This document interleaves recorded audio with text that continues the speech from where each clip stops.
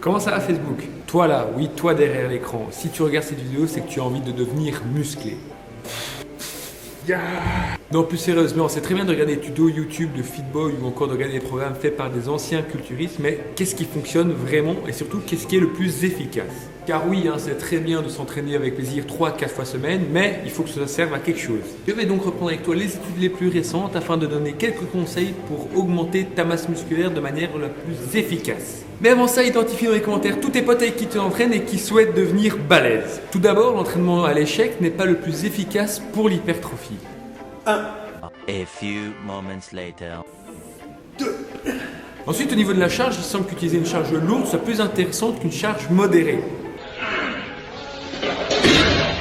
On a souvent entendu parler du légendaire 10x10, mais une étude récente montre que le 5x10 est beaucoup plus intéressant que le 10x10 justement. Pour continuer, il semble que l'entraînement excentrique soit le plus intéressant pour favoriser l'hypertrophie musculaire. S'entraîner en excentrique permettrait une meilleure hypertrophie musculaire, même si s'entraîner uniquement en concentrique permet d'obtenir une hypertrophie en seulement 4 semaines. Combien de temps de récupération? C'est la question. Les croyances nous disent qu'il faut peu de temps de récupération, mais une étude récente a montré qu'une plus longue période de récupération serait plus intéressante, notamment au niveau de la synthèse des protéines et de la croissance musculaire.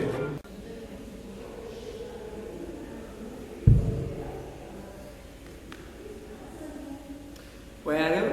Ouais, ça va et toi? Later. Mais non, débat. 2 hours later. Ouais, non, je te laisse, je suis au sport, ciao. Ouais, bon, après, pas trop, hein. Travailler en amplitude complète va être plus intéressante sur le bas du corps, mais ne va pas avoir d'incidence sur le haut du corps.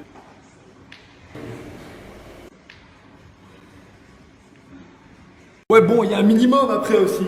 Attention que t'étirer avant l'entraînement va diminuer la croissance musculaire, tandis que t'étirer après va favoriser l'hypertrophie. Mais bon, bonjour les courbatures le lendemain.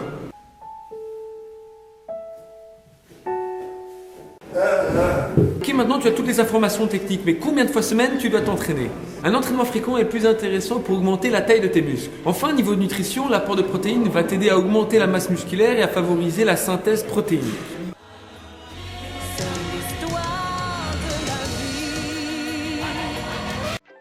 Un apport dans les 30 minutes et ensuite toutes les 3 heures en restant entre 0,4 et 0,5 g par kilo de poids de corps par repas. Et enfin, il semblerait qu'il faille consommer 1,7 g de protéines par kilo de poids de corps par jour. Et voilà, j'ai appris tout ce qu'il y avait à savoir sur l'augmentation de la masse musculaire. Lâche-moi un gros like sur la vidéo et si tu as des questions, n'hésite pas à me les poser dans les commentaires. Je t'invite à me rejoindre sur ma page Facebook et d'ici là, moi je te dis à très vite pour une nouvelle vidéo. Ciao!